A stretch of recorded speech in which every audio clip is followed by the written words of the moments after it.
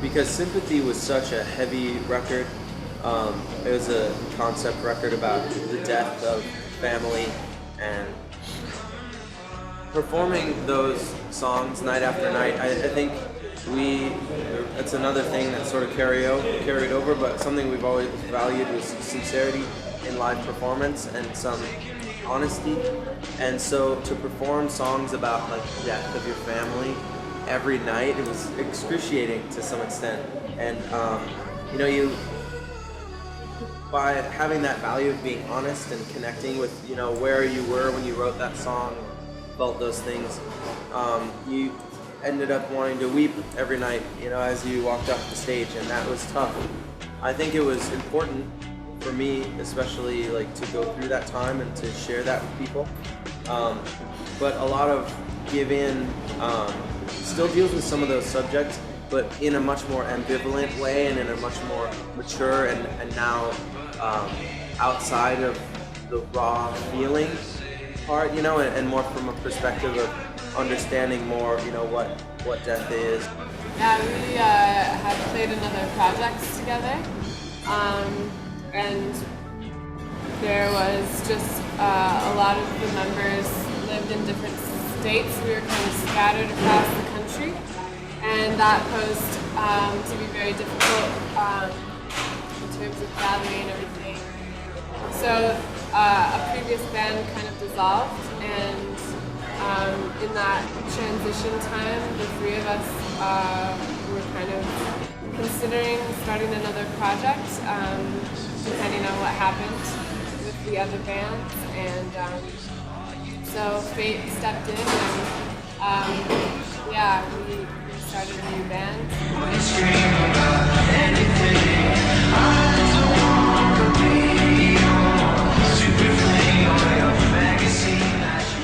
With this new project, it's more like there are no rules.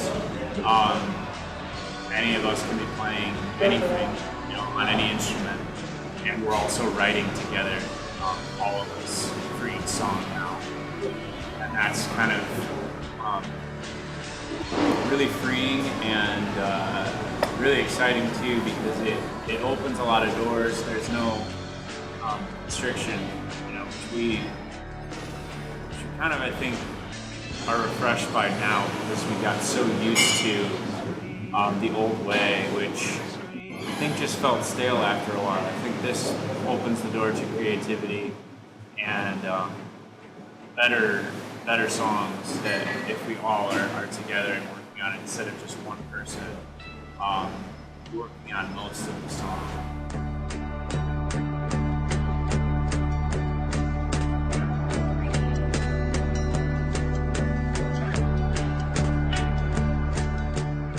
It was incredible working with Dave. He is a mad genius, and it was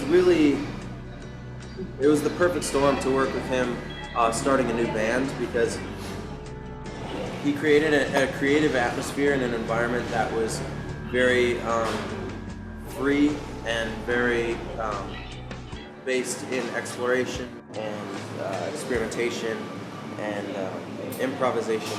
Things that we maybe had not given ourselves the space to explore before, and catching the moments of that exploration that more often than not were vulnerable and not confident, or even mistakes, full-on mistakes, but things that worked to provide a sense of life and vulnerability and electricity and humanity, and that became what we valued more, because he gave us the space to explore those things, and he has a knack for capturing those times and those moments, and then bringing us back into the control room and sort of showing us, okay, here's the take where you felt really confident, and here's the take where you felt really nervous, and you hit all the notes in both takes, but there's something to this nervous take that has this electricity in it that if we can go after this,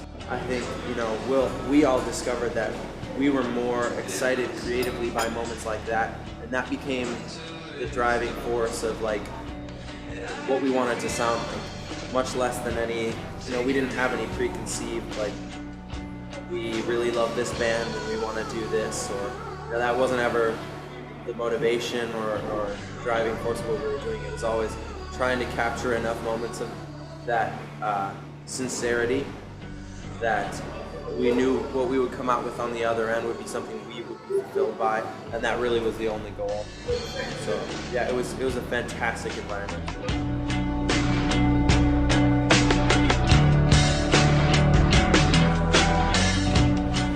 The album covers a lot of sonic ground because we were exploring in the studio.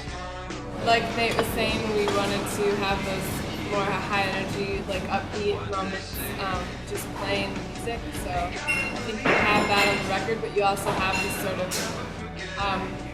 risky, like being okay with instrumental parts and not so much having to stick to maybe a pop format always. I tend to keep quoting James Murphy. He's from LCD Sound System.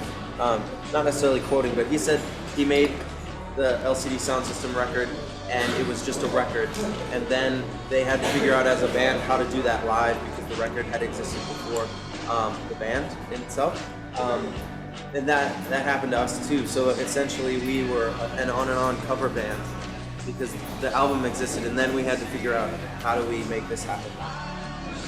And I think we have come to a point where our live show is very satisfying for us to play.